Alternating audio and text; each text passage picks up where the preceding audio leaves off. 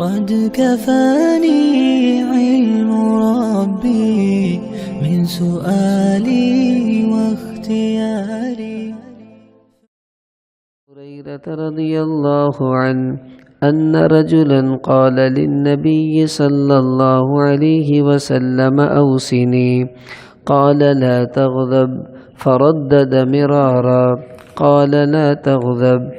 وعنه أن رسول الله صلى الله عليه وسلم قال ليس الشديد بالسرعة، إنما الشديد الذي يملك نفسه عند الغضب.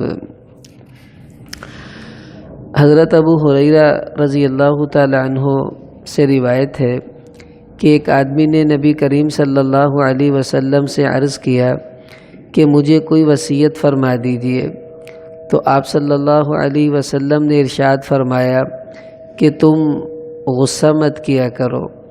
اس نے بار بار یہی بات کہی کہ مجھے نصیحت کر دیجئے، تو ہر بار آپ صلی اللہ علیہ وسلم نے یہی بات ارشاد فرمائی کہ تم غصہ مت کیا کرو۔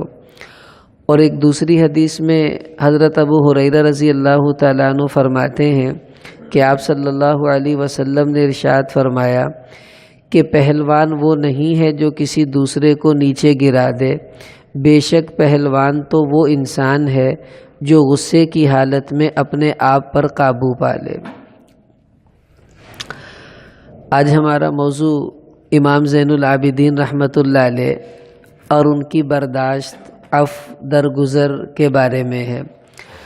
اصل میں یہ موضوع رکھنا ہمارے اعتبار سے اس لیے بھی ضروری ہے کہ ہم جس معاشرے میں رہ رہے ہیں وہاں آئے دن کوئی نہ کوئی ٹکراؤ رہتا ہے۔ سڑک پہ چلے جائیں، تھوڑا سا کوئی رکشہ آگے پیچھے کسی موٹر سائیکل کے ساتھ ہوا، وہ آپس میں گریبان پکڑتے ہیں۔ گاہک اور دکاندار ہیں، تھوڑی سی گاہک نے کوئی چیزیں دیکھ لی اور نہیں خریدی تو دکاندار اس سے لڑنے لگ جاتا ہے۔ ہر جگہ پر ایک دوسرے سے لوگ دست و گریبان نظر آتے ہیں۔ اب ہمیں دیکھنا ہے کہ جو اہل بیت کا خاندان تھا، اللہ نے ان کو کن صفات سے نوازا تھا جس کی برکت سے یہ پوری دنیا میں سب سے اعلیٰ لوگ کہلائے، اور وہی چیز ہے جو آج ہم لوگ اپنے اندر پیدا کرنا اگر کر لیں تو اللہ تعالی ہمیں بھی وہی درجے عطا فرمائیں، وہی محبت عطا فرمائیں، اور وہی لوگوں کی محبوبیت نصیب فرما دیں جو اللہ تعالی نے اس خاندان کو عطا فرمائی تھی۔ گزشتہ درس میں عرض کیا تھا کہ امام زین العابدین کون ہیں؟ یہ حضرت حسین رضی اللہ تعالیٰ عنہ کے بیٹے ہیں، حضرت علی رضی اللہ تعالیٰ عنہ کے پوتے ہیں، اور اتنے بڑے انسان ہیں کہ جن کو اپنے وقت کا اگر سب سے بہترین انسان کہا جائے تو یہ غلط نہیں ہوگا۔ اب یہ اپنے پورے خاندان اہل بیت میں سب سے زیادہ شریف آدمی وہ یہی تھے، امام زین العابدین سب سے شریف انسان یہ تھے۔ اس میں آپ ان کی شرافت کا اندازہ لگائیں۔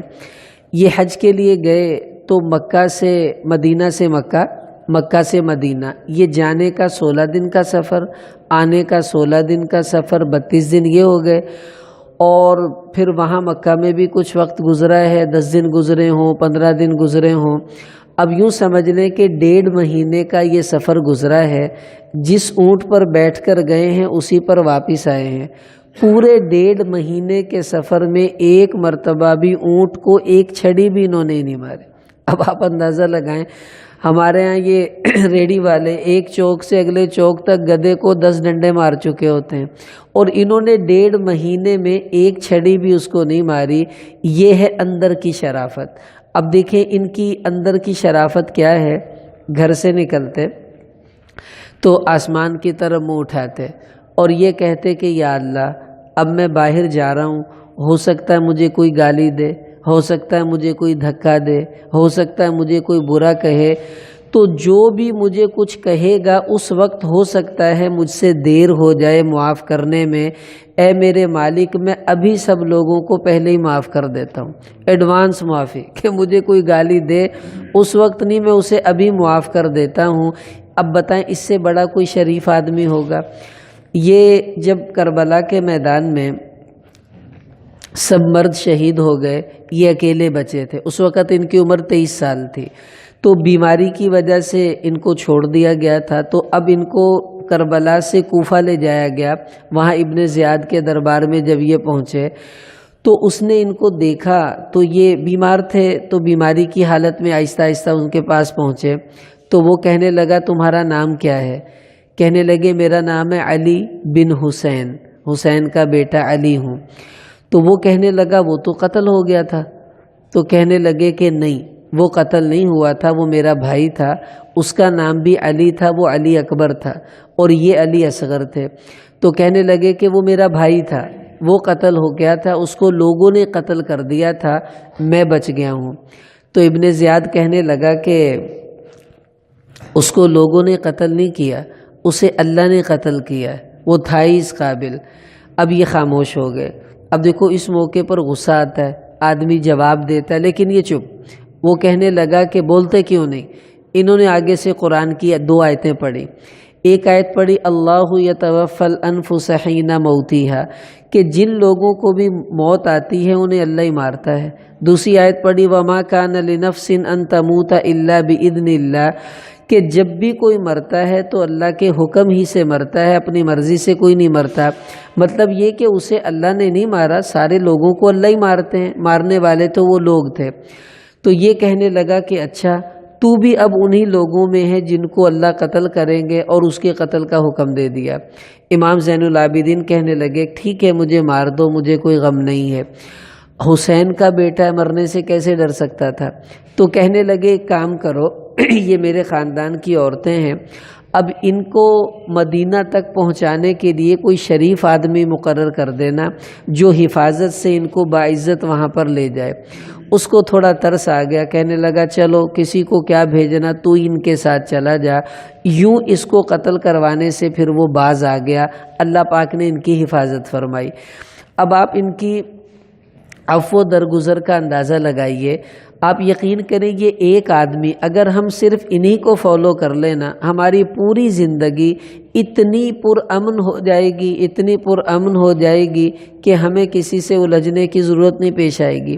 یہ ایک دن باہر جا رہے تھے، ایک آدمی نے ان کو گالیاں دی۔ یہ جو اکثر میں کس سے سنا رہا ہوں، یہ البدایہ والنہایہ میں علامہ ابن کثیر رحمۃ اللہ علیہ نے ان کو لکھا ہے۔ تو وہ گالیاں دینے لگا، یہ چپ کر گئے، وہ ادھر کو منہ کر لیا، وہ ادھر آ گیا گالیاں دینے لگ گیا، انہوں نے ادھر منہ کر لیا، وہ ادھر آ کے گالیاں دینے لگ گیا، انہوں نے ادھر منہ کر لیا۔ تو اس نے ان کا کندھا پکڑ کر نہ ہلایا اور کہنے لگا ایاک اعنی، میں تمہیں گالیاں دے رہا ہوں تمہیں۔ تو یہ خاموشی سے کہنے لگے وعنک اعفی، ہاں ہاں میں بھی تمہیں ہی معاف کر رہا ہوں، جب تو نے مجھے پہلی گالی دی تو میں نے اس وقت تجھے معاف کیا، تو گالیاں دیتا جا رہا تھا اور میں تجھے معاف کرتا جا رہا تھا، جتنی تو نے گالیاں دی میں نے تجھے اتنی دفعہ معاف کر دیا۔ اب آپ اندازہ لگاؤ جب کوئی ایسی طبیعت کا بندہ ہو اس سے کوئی لڑ سکتا ہے؟ اس سے کسی کا جھگڑا ہوگا؟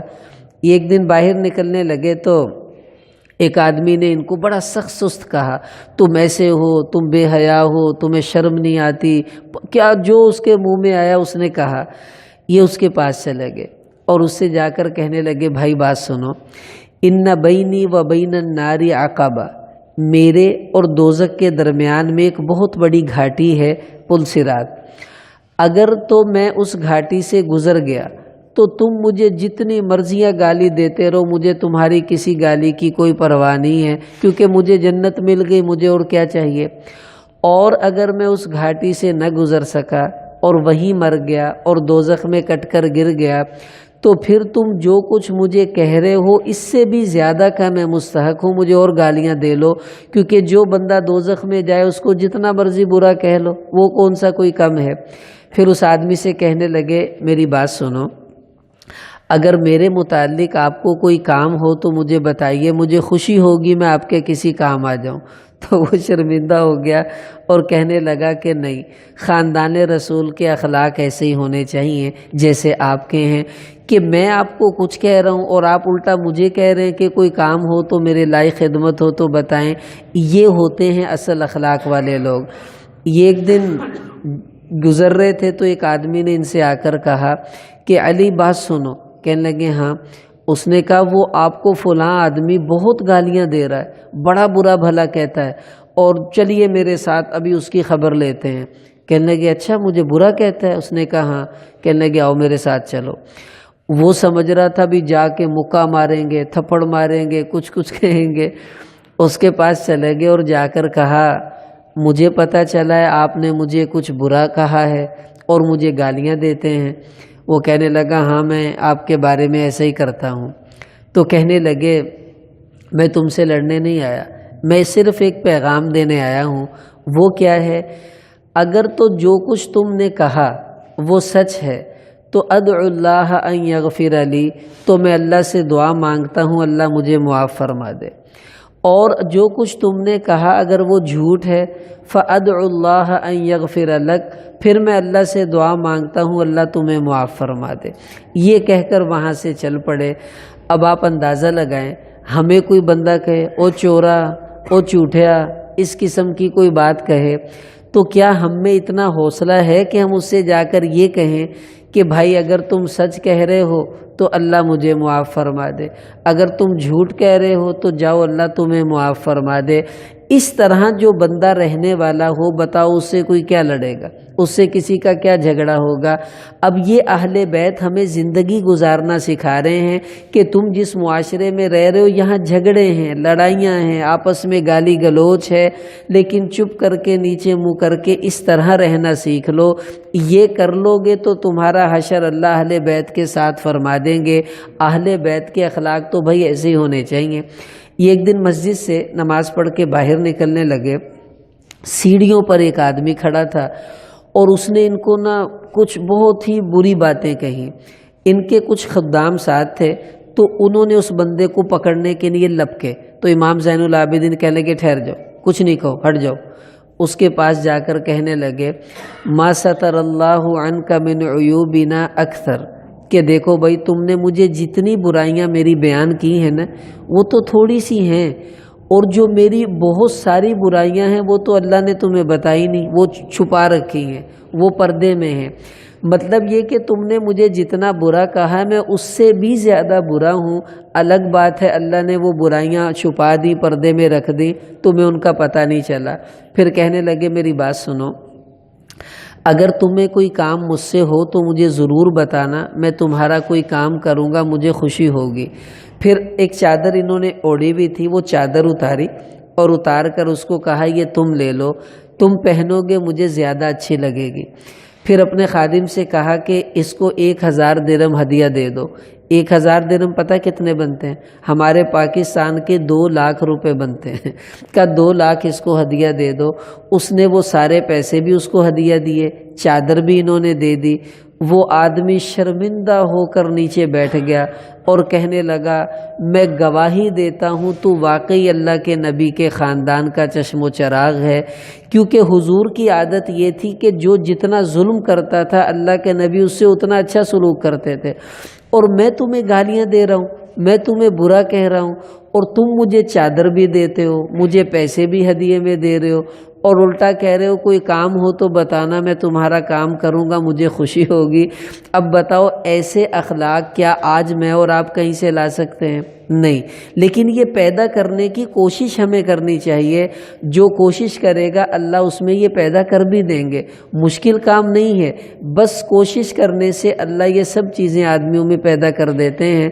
لیکن امام زین العابدین یہ تمام برداشت کرنے والے، تمام صبر کرنے والے اور تمام درگزر کرنے والے لوگوں کے بڑے امام تھے، اس میں کوئی شک کی بات نہیں۔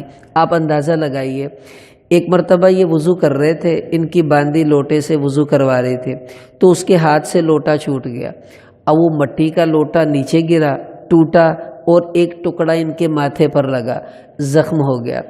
تو ایک دم یوں انہوں نے اس کو دیکھا، وہ باندی، یہ لوگ بڑے عجیب ہوتے تھے، موقع پر سمجھ جاتے تھے کہ کیا بات کرنی چاہیے۔ تو ان کو پتا تھا یہ وہ خاندان ہے جو قرآن سنتا ہے فوراً عمل کر لیتا ہے اور یہ چوں چرا نہیں کرتے۔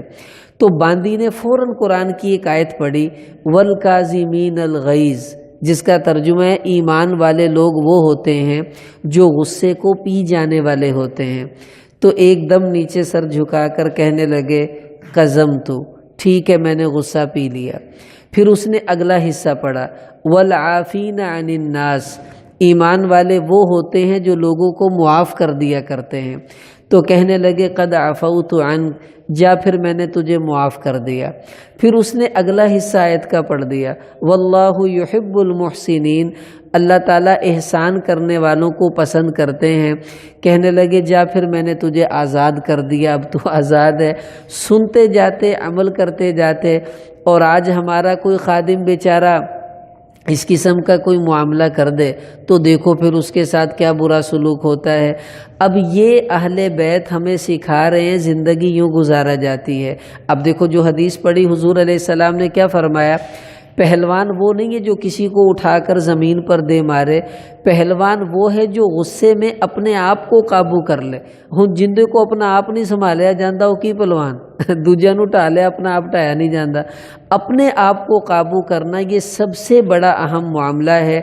اب آپ ان کی ایک قصہ بڑا عجیب، یہ تو تمام قصوں پر حاوی ہے، تمام قصوں پر حاوی ہے۔ اچھا میں اور آپ سوچیں، ہم صاحب اولاد ہیں، ہمارے بچے کو کوئی تھپڑ مار دے، کوئی دھکا دے دے، اور ہمیں پتہ چل جائے کہ اس نے یوں کیا ہے، بتاؤ غصہ آتا ہے نہیں آتا؟ اس کے گھر لڑنے چلے جاتے ہیں اور اس کے باپ سے لڑتے ہیں، تمہارے بیٹے نے یوں کیا، ہم چھوڑیں گے نہیں، ہم یہ کر دیں گے۔ یہ ایک باپ کی محبت ہے۔ امام زین العابدین رحمۃ اللہ علیہ، ان کا ایک چھوٹا بیٹا 8-9 ماہ کا تھا۔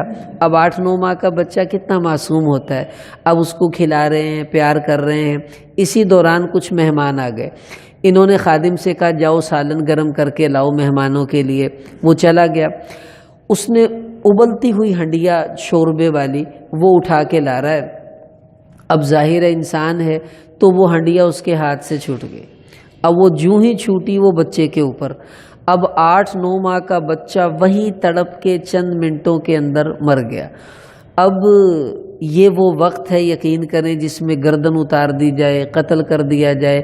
کرنے والا خادم ہے، نوکر ہے، اور اپنا ہی بچہ مار دیا اس نے۔ امام زین العابدین رحمۃ اللہ علیہ نے سر جھکایا، انا للہ و انا الیہ راجعون، یہ پڑھا اور اس کو بلایا۔ اب جو لفظ ہیں وہ سنیے، یہاں کہنا کیا چاہیے تھا، یا عدیم الغیرہ، او بے غیرت، یا اسوأ الناس، او لوگوں میں گندے ترین آدمی، کوئی گالی دینی چاہیے تھی، لیکن وہ کیا کہہ رہے ہیں، یا بنیا، اے میرے بیٹے۔ لفظ دیکھیں، اپنے بچے کے قاتل کو کیا کہہ رہے ہیں، اے میرے بیٹے، انک لم تتعمد، مجھے پتہ ہے تم نے جان بوجھ کر یہ نہیں کیا، اتفاقاً تمہارے ہاتھ سے ہنڈیا چھوٹ گئی ہے، تمہارا کوئی قصور نہیں ہے، جاؤ میں نے تمہیں معاف کر دیا، تم آزاد ہو، جلدی سے یہاں سے نکل جاؤ، تمہیں کوئی کچھ کہے نہ۔ اب اپنے بیٹے کے قاتل کو یہ کہنا اے میرے بیٹے، یہ بڑے حوصلے کی بات ہے۔ گالی کے بغیر، نہ کوئی تھپڑ، نہ کوئی مکہ، نہ کوئی دھکا، نہ کوئی گولی، نہ تلوار، کیا کہہ رہے ہیں، اے میرے بیٹے، انک لن تتعمد، مجھے پتہ ہے کہ تم نے جان بوجھ کر یہ کام نہیں کیا، اور اس کو معاف کر دیا، اور بیٹے کے کفن دفن میں مشغول ہو گئے۔ ایک گالی، مکہ، تھپڑ، دھکا کوئی اس بندے کے ساتھ نہیں کیا۔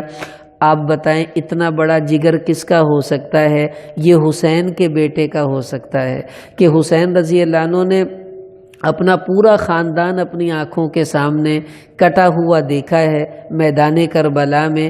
یہ امام زین العابدین نے کربلا سے سبق سیکھا تھا کہ یہ بھی کوئی کر دے تو چپ کر کے پی جانا ہے، کسی کو کہنا کچھ نہیں، کسی سے لڑنا نہیں ہے۔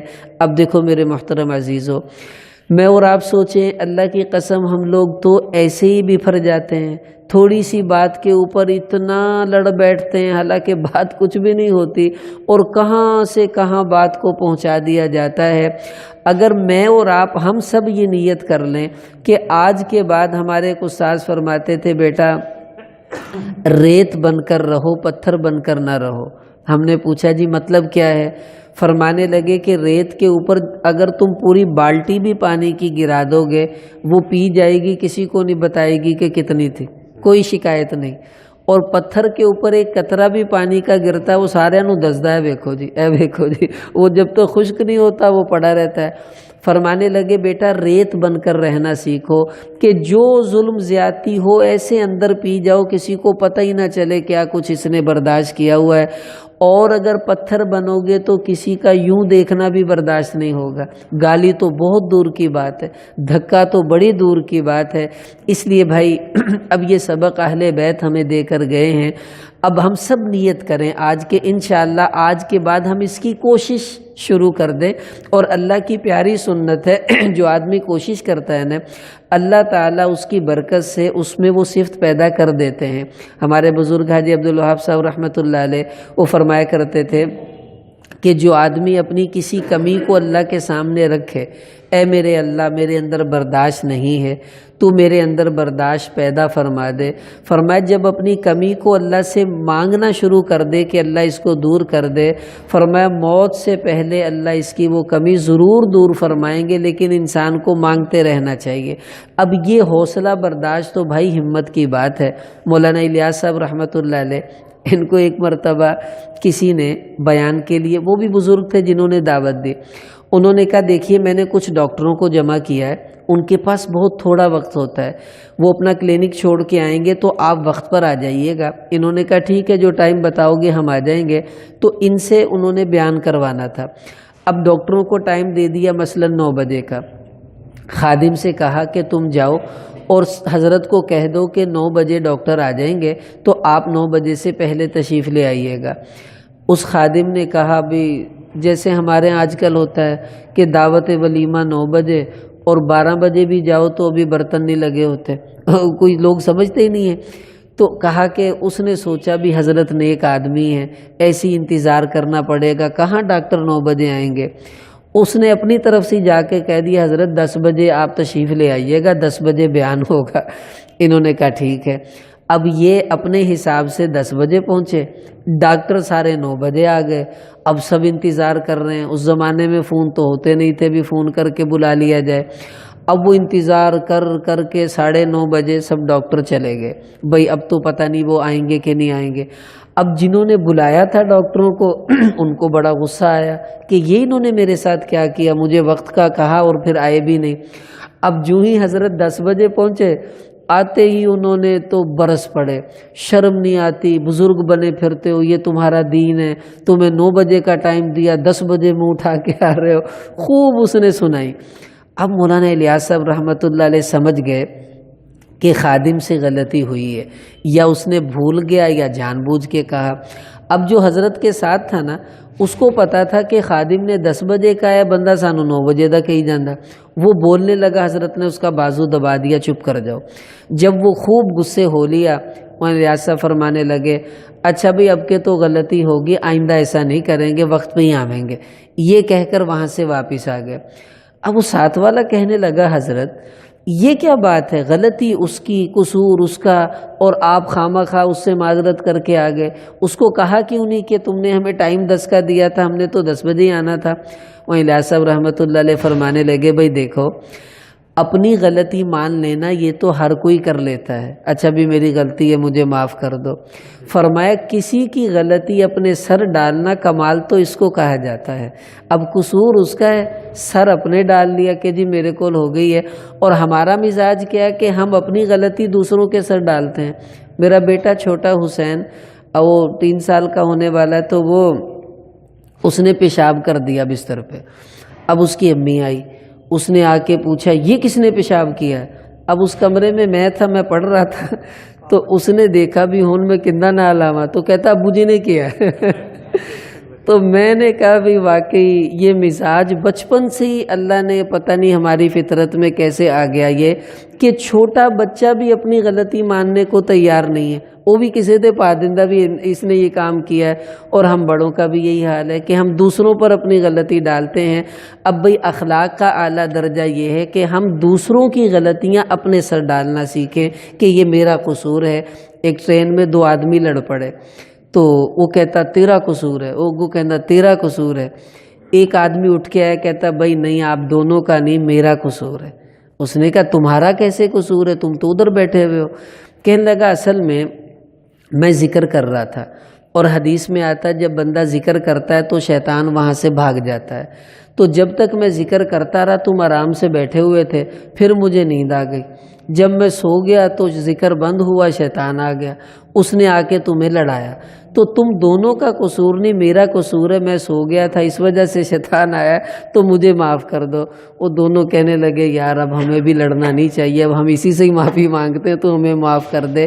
یہ مزاج ہم اپنا بنائیں۔ تو کیا خیال ہے، نیت کرتے ہیں سارے ساتھی انشاءاللہ، کوشش کریں اللہ سے مانگنا شروع کر دیں، اے اللہ ہماری طبیعتوں میں نرمی پیدا فرما، برداشت کی ہمت عطا فرما، اور یہ برداشت اپنے گھر سے شروع کرنی ہے۔